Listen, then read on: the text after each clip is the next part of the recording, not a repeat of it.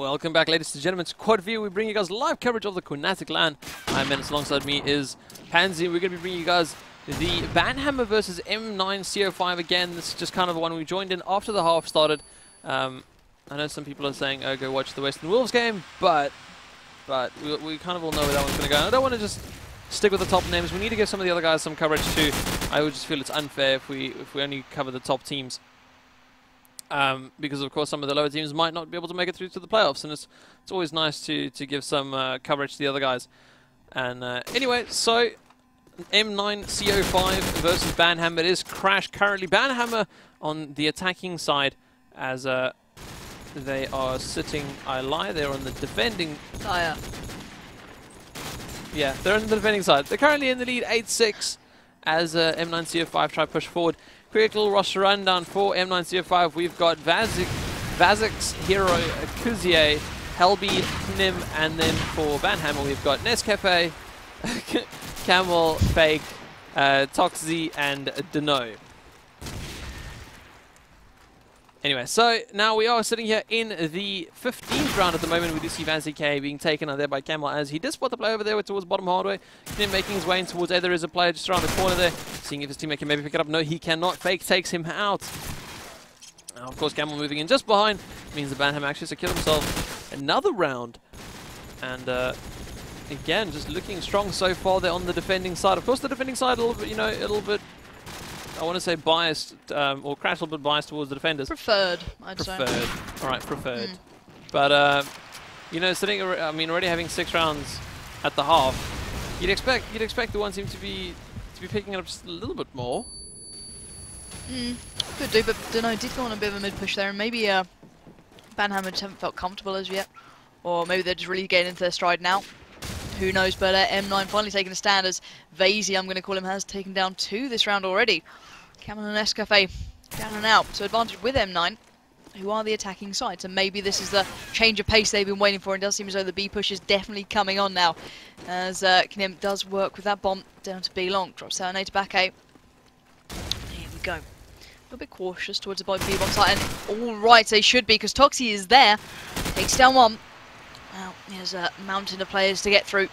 As Vazy goes for the jump, does fluff it a touch. Now, he has to be careful, because there's a player just around that corner. We obviously know he's there. Vazy does not. So now, slowly peeking around. Will he spot the player in time? No, he's not even bothering with it. He's picked up the bomb. Run back, hoping that the sound will pull out a bit of a peek here.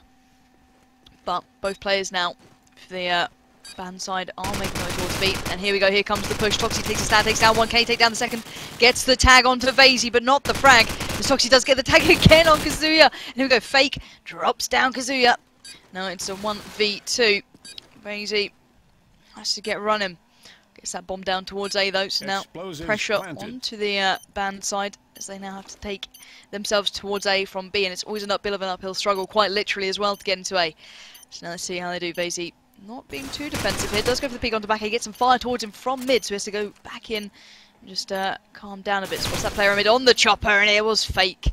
And there we go. Finally, BanHammer once again pulling this back. And M9 looks so strong early on, but maybe they're just not closing out these rounds so far. Yeah, I really don't think know. they played that one surprised, really well, yeah. because they had 2 players over towards B for some other reason, and the bomb was at A. And it's not the most difficult thing on earth to rotate back towards the A side. Even if they're sprinted, they come under some fire, they've got enough cover to work with to be able to get them over to the A side safely. So, leaving the one guy with the bomb over at A and 2 people that could, fully rotate back to A, don't think that was the best move. Either way, though, let's see if they can bring themselves back into the game. They're only 4 rounds down. And we do see Deno trying to push up the B long alley. He's got one off to his right-hand side, just behind that wall. It looks like he's finally going to make his way up. Qnatek and Vazix, the only people to actually get fragged so far in this game. I take that back, as Deno finally wakens up and gets himself one into Knim. And I can only assume that these names are a little bit easier to pronounce in their home language.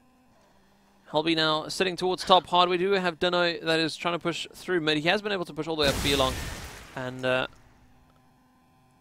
unable to do too much with it at the moment. He's as I said, he's been able to get 1 frag so far, but no doubt wanting to capitalize more on his positioning he has. Vazix is your last man standing. He is scoped. He's top along. He has got an AK with him, and has got the bomb just to make his life that ever so slightly easier, as he doesn't need to run back anyway to go get it. Toxie just jumps there very happily in front of Vazik's aim. And now Vazik is being prepared, not looking towards top blue. Oh, he does actually take out Dano. Now, with only 25 seconds left on the clock, he needs to start rampaging over towards that A site, clearing anything in his path and getting that bomb done as soon as he can. I don't think he's anything heard over towards that A site just yet, and looks like he'll be able to sprint his way up these stairs. There's no player around the corner. He's gone for the fake. Oh, but fake drops down from Rufe and slips into that window. Nice little work from him there to close off that round. BanHammer just only 2 rounds away from taking this in their group game and securing themselves another victory. Indeed, so I'm going to pick up with, I think it's Kuzya. I don't know. Their name is awful. It's once again this whole capital letter in the middle thing. Not enjoying it, but he did go for the mid push, which I always love. But Camel is standing tall, taking out his teammate, and there's the nade following up from Fake. And that is not what the M9 side need right now, as BanHammer do have the advantage in quite a massive way now. So they've gone reverting back to this B long push. They seem to get stuck in spawn and then have to go, guys, let's go down B long. It's our only option, and they do seem to crumble as they go down the death alley. B long, down him with the bomb towards B long, but the pressure is coming onto his teammate in spawn still, and here we go. Can he just save him in time? Just about does do so, as Dano does drop down to the AK workers. Can dance back to spawn. Very Stu-Wow-esque. There are players absolutely everywhere from BanHammer. And now Helby on the prowl. Not for long as Toxie gets that AK out, drops him down. It's a 4v2 and it's not looking good for M9 right now, folks. Kanim is making his way towards blue, but his teammate just fell as he went into that blue building of doom. And now Kanim might just follow suit. Here we go. They look scared to leave spawn right now. Kanim has barely made it a foot away from where you begin. And you can see why with BanHammer's eyes trained absolutely on every peak and possible way he could go. 29 seconds on the board now. The clock is ticking and he's running out of options. So he's got to make a move soon. And this is for a pivotal round. To get this one on the board, it can almost secure you victory. So here we go. Kanim now really did just get absolutely punished for even trying to peek by Camel. So now you can see the scoreline that obviously the defensive side seem comfortable now. They don't seem under pressure at all. Not at all, and I mean, as much as they're relying on Vazik's, their scope, I mean, there's only so much pressure you can put on one person to bring your team forward. He's sitting on 23 frags, which, I mean, by far is above anyone else on the server. I mean, 6 frags above anyone else on the server. So he's playing phenomenally, and unfortunately, the rest of his team is just not reflecting that. And it seems that he is really trying to play the clean-up game the whole time to help out his team. Once again, he's playing a little bit back there. He's stuck in spawn. His teammate's been heavily tanked up, but I'm pretty sure he'll just be thankful that the player's still alive. And it looks like he is just trying to clear out towards that bottom alley. Taking a lot of time to set up that shot, and I don't actually think it's going to come to much use. He is expecting someone towards top on the glitch area. His smoke has gone out, clears out that B-long just ever so slightly, just preventing anyone pushing up at least. But I don't know, he's just wasting a lot of time staring at the spot. And I really think he should get a move on. I do see him finally taking the move. Qnatek is actually all the way over on that B bomb, so not even anywhere near that Vazix was looking. Vazix is just still making his way slowly, ever so slowly down this BLE. And it's actually rather odd that he didn't jump on that fridge and look in towards mid, as there is a player just on the car. Toxie takes him out, or Toxie takes him out, I should say.